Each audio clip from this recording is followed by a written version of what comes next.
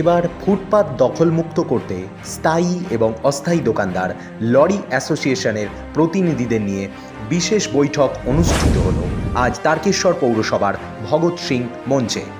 উপস্থিত ছিলেন পৌর chairman Uttam Kundu, Hooghly DSP headquarter Agnishwar Chowdhury, Tarakeswar CI Prashanta Chatterjee, Tarakeswar OC Tanmay Bag, Tarakeswar fire brigade আধিকারিক, তারকেশ্বর ইলেকট্রিক বিভাগের আধিকারিক সহ অন্যান্য আধিকারিকবৃন্দ এবং লরি অ্যাসোসিয়েশনের প্রতিনিধিগণ।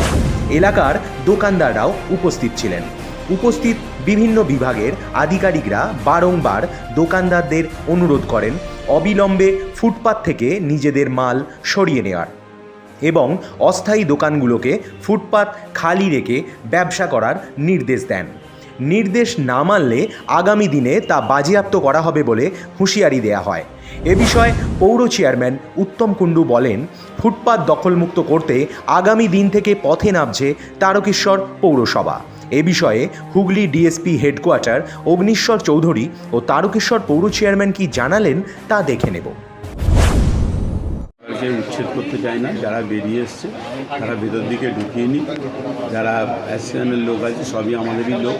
আমরা সবাইকে অনুরোধ করছি যে তারা যে পার্কিং, বেআইনি পার্কিং, ধরুন আপনার দোকান আছে রাস্তার উপরে বিভিন্ন সময় এত গাড়ি দাঁড় করিয়ে দিচ্ছে, বিপিআরে আমরা ঢুকতে পারছি না। যারা সাইকেল রাখছে তার ঘরের ভেতর সাইকেল পুরো বিপিআরটাকে ভর্তি করে দিয়ে মানুষ যাতায়াতের মেন রাস্তা সেটা বন্ধ করছে। এগুলো আমরা কাল থেকে পুরো অভিযান শুরু করব, লাগাতার চলবে। আমরা কোথাও গাড়ি ঘোড়া দোকান এগিয়ে আসা রোডের ওপরে ওগুলোকে আমরা বন্ধ করব। হ্যাঁ, আমরা কাল থেকে তো আমি ওসি সাহেবকেও বলেছি ওনারা সিজ করতে আরম্ভ করবেন গাড়ি।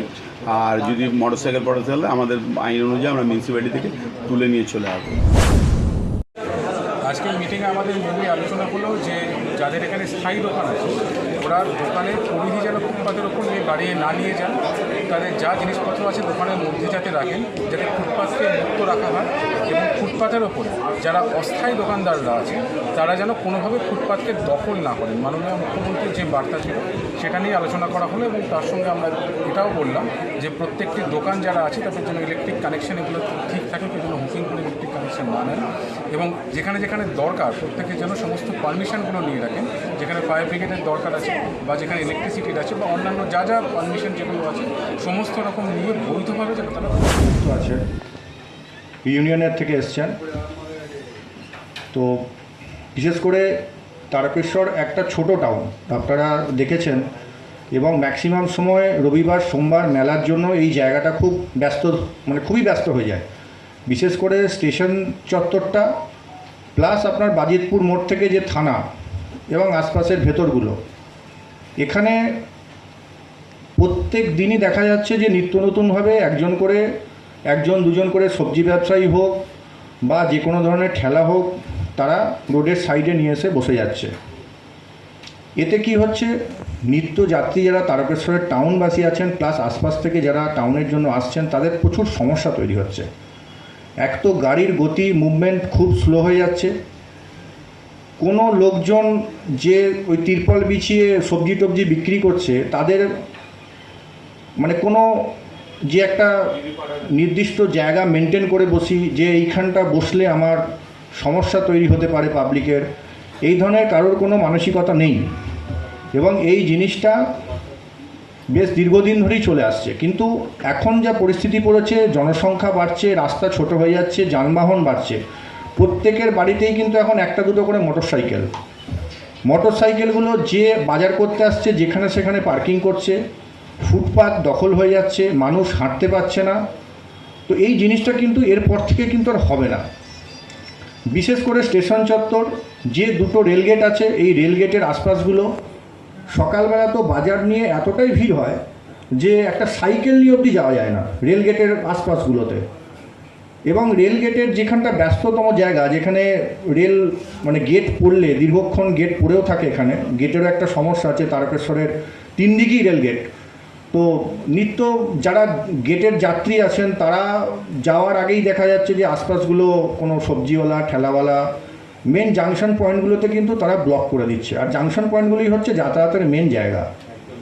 বিশেষ করে আবার দেখবেন বিপিআর মোড় আর সোনাপট্টি যে জায়গাটা আছে সেই জায়গাতে দেখছি মানে সকাল থেকে আপ টু দুপুর 12টা অবধি এত লোকজন তিরপল নিয়ে বিছিয়ে বসে যাচ্ছে, এখন কেউ কেউ আবার সেট করে দিচ্ছে।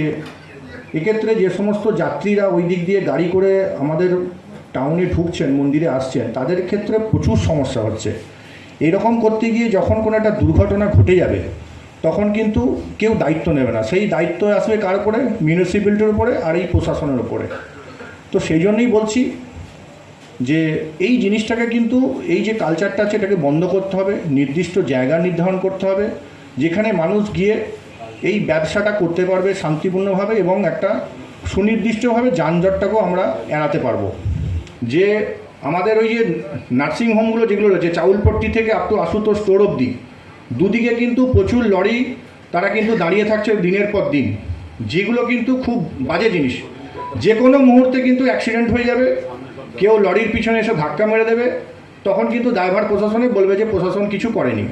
আমি এখানে বলে যাচ্ছি, এরপরে কিন্তু আমরা আর বলবো না, এবার আমরা অ্যাকশন করব। যে সমস্ত দোকানদার আপনারা এনক্রোচ করে রেখেছেন, যেগুলো মানুষের পথ চলতি মানুষের অসুবিধা হচ্ছে, বিশেষ করে bus stand, rail station, rail gate, এগুলোতে কিন্তু আপনার যতটুকু দোকান আছে ততটুকুই রাখুন, বাদবাকিটা সরিয়ে ফেলুন।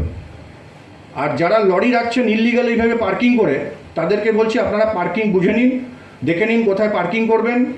এইভাবে কিন্তু রোডের উপর, রোডটা এক্সটেনশন করা হয়েছে এই কারণে পাবলিকের সুবিধার জন্যে। আপনি একটা রোড যদি সবসময় লরি দাঁড় করিয়ে ব্লক করে দিলেন, তাহলে তো সেই রোডটা এক্সটেনশন করে লাভ কী হলো? মানুষ তো পরিষেবা থেকে বঞ্চিত হচ্ছে। আপনার তো গাড়ি রাখার জন্য তো রোডটা করা হয়নি। কিছু কিছু বাসও দেখছি সেখানে দাঁড় করিয়ে দিচ্ছে। তো আমি প্রত্যেকেই বলবো, আপনারা লরি কিনেছেন, নিজের লরি আপনি ইনকাম করছেন, ভালো কথা, কিন্তু আপনি নিজস্ব পার্কিং নিজের জায়গায় রাখুন। পিডব্লিউডির জায়গা আপনাকে কিন্তু পার্কিংয়ের জন্য দেওয়া হয়নি।